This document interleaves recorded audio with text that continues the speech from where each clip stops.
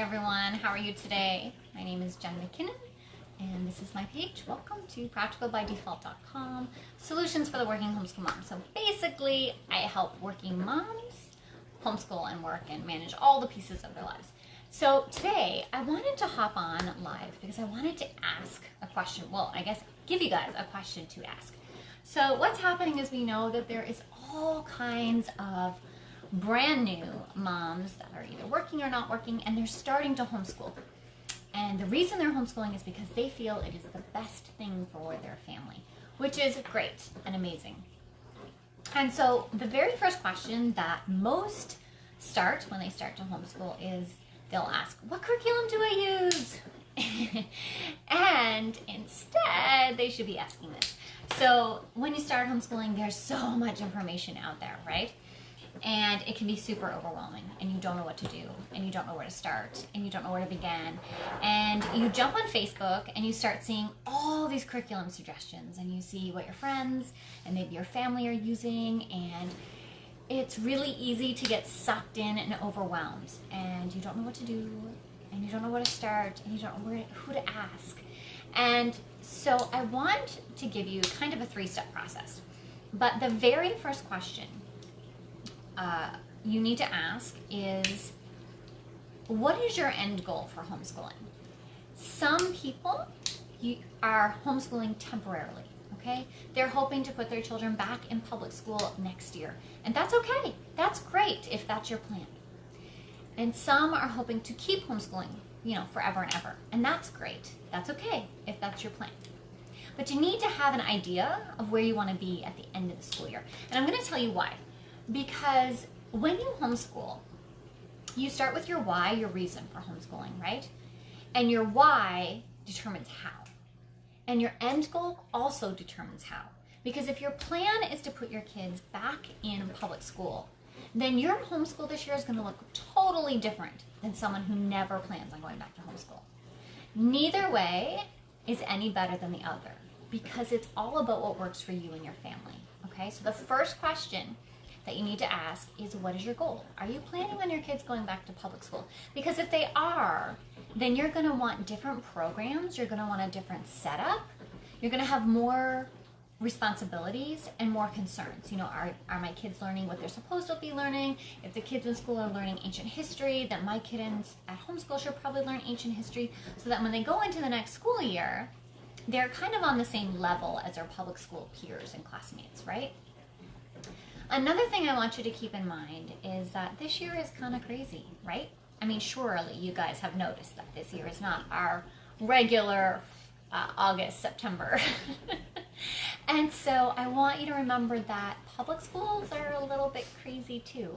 And so the expectations on you and your kids, you need to lighten up a little, okay? You need to be more balanced, more gentle with you and your family. You're bringing your kids home, whether for good or for temporary, but they're not used to learning at home. Even if you did distance learning in the spring, that was probably stressful. I've heard a lot of moms found that extremely difficult. The kids did too. And so if you're bringing them home to learn, this is going to be new. It's new for them. It's new for you. So please, please, please ease into the homeschool year. I just put something in the oven, so I'm kind of expecting my smoke alarm to go off. So if you hear a sharp noise and I'm like, I gotta go, it's not that my house is burning, it's that my oven is on.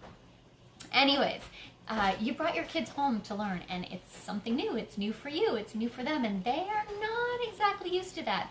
And I was watching a good friend of mine, Lisa Fletcher. She's from the Canadian Homeschooler, and she just did an amazing video on her Facebook page. You should go watch it. It's all about a homeschool room, because so many people who are coming home to homeschool are setting up beautiful schoolrooms, and she talks about those expectations. So go over there and watch it. But one of the things that she mentioned that I want to highlight, even as a working mom, is that your children are coming home, and this is new, it's scary, they don't really know what to expect. They sat up, maybe you sat them at the computer for distance learning, and they logged in and they did all their work, and that was hard and difficult, but they did it, and they had a mentality that this was temporary, it's only going to be a couple months. Now you've brought them home to homeschool, and even if you're still just doing it for a year, they're looking at 10 months of this. This might be beyond what they were expecting. They may do really good for a couple of days, or it might be awful. I have a private community, the coffee club, and we've been talking about, some of our members are just getting into school, and their first few days were kind of tricky. And those of us that have been homeschooling for a very long time are getting flashbacks to those days where our kids were not on board with schooling. That's not what they wanted to do that day. And that's okay. We all have those days. Just because you have a bad day doesn't make it a bad homeschool, bad week, bad year. But to expect them, plan for them. Be prepared for these bad days to hit and kind of have a mental plan of how you're going to handle it, especially if you're working that day. So are you going to just chuck the homeschool for the day and say, okay, we're going to crash on the couch and we're going to watch a documentary, or you're going to sit on the couch and watch a documentary and play a game and listen to an audiobook, which is all learning, by the way. We just don't tell our kids while I work. That's okay. Maybe you don't work that day. You wanted to do homeschool together and they had a really bad day, and you hop in the car and you go for ice cream. That's okay too, if you like ice cream. So there's a lot of flexibility to homeschooling, but when you go to choose your programs and your curriculum, please keep in mind your end goal. If you're only homeschooling for a short period of time, and that is you're planning on going back to public school, you need to have that in mind when you're doing this, so that your programs are on the level that you want them to be. If you're planning on homeschooling for good, then it's a whole different ballgame. There's a lot more freedom. You have that freedom to really tune into your children's interests. You get to have much more say of what they do and what they don't do. So that's why we ask that question. And before I go, I want you to know that the very first step for homeschooling, whether it's permanently or temporary, is to find out your legal requirements. So make sure you start with your province or your state's legal requirements. And then you get to move on to the curriculum step. All right, well, thanks so much for joining me. I hope you guys are having a wonderful day. I'm gonna go make dinner. So if you have any questions or concerns, please leave them below. Thanks, have a good day.